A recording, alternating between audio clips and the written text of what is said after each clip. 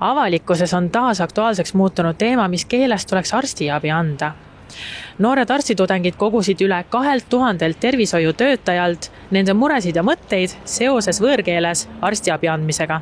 Eesti Arstiteadusüliõpilaste Selts ja Eesti Nooremarstide Ühendus koostöös Eesti Õdede Liidu ning Õendusüliõpilaste Seltsinguga saatsid kõigile Eesti tervishoiutöötajatele küsimustikud, olgu nendeks kas arstid, õed või hooldajad. Küsiti seda, mis on see võõrkeele probleem, kui suur see on, mis keelte puhul, mis osakondades ja kas seda esineb ka kolleegide vahel. See keelte probleem on äärmiselt suur. Kui me võtame arvesse kõiki vastanuid, siis iga 3. vastanu tunneb, et ta vajaks vene keele tõlke lahendust. Ja kui me vaatame kõiki arste, siis 19 arsti 20 ütles, et viimase 2 nädala jooksul on neid olnud venekeelne patsient. Et vähemalt vene keelega on see väga suur vajadus. Ja nüüd, kui me vaatame muid keeli, siis inglise keele puhul toodi ka välja, et see on ka üsna suur keel, mis tekitab tihti probleeme. Et kuigi selle oskus on parem arstide seas ja ka nooremate seas, siis tegelikkuses iga 5.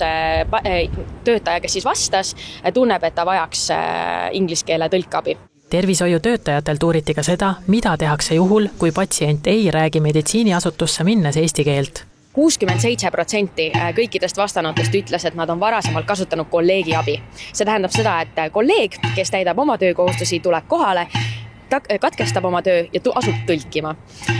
60% siis vastanutest ütlesid, et nemad on kasutanud kas mingi Google Translate'i, ChatGPT'd või nad on lasknud siis lähedasel tõlkida.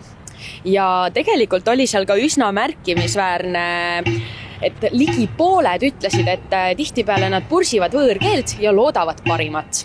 Eesti Arstiteadusüliõpilaste Selts ja Eesti Nooremarstide Ühendus on varasemalt pöördunud ka õiguskantsleri poole selgituse saamiseks, kuidas reguleerivad keeleküsimust õigusaktid ning mida oleks vaja teha, et keelekasutuse asjus saavutada õigusselgus.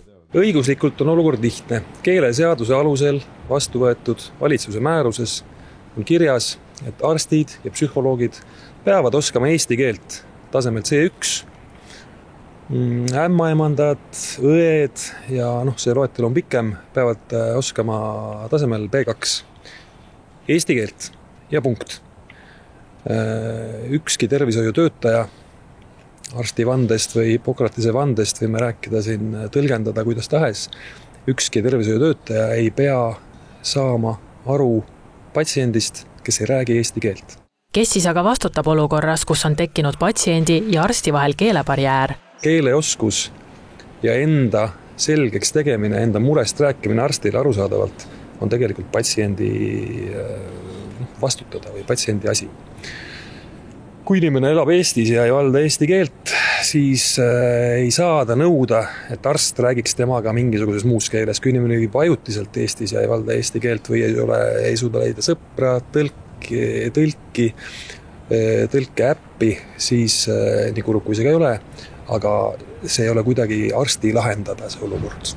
Eesti Arstiteadusüliõpilaste Seltsi liige toob välja, et keelebarjäär põhjustab ravivigasid, soodustab korduv hospitaliseerimist ja keelebarjääri tõttu tellivad arstid rohkem analüüse. Samuti, et kui tekib keelebarjäär, pole patsient ise ka tegelikult rahul. Küsitluses uuriti ka seda, mida tervishoiutöötajad ise keeleprobleemi lahendamiseks eelistaksid.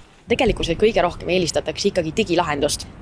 Midagi, mis siis oleks garanteeritult õige meditsiiniline tõlk ja kus oleks siis vastutaja nii-öelda ära märgitud. Ja Rootsis kasutatakse näiteks digilahendust, see on ühe startupi poolt tehtud, mis on siis meditsiiniline professionaalne tõlk nii-öelda ja see meeldib päris hästi. Samuti toodi välja, et mõned eelistavad telefonitõlki, teisena siis kõige rohkem soovitakse professionaalset tõlki.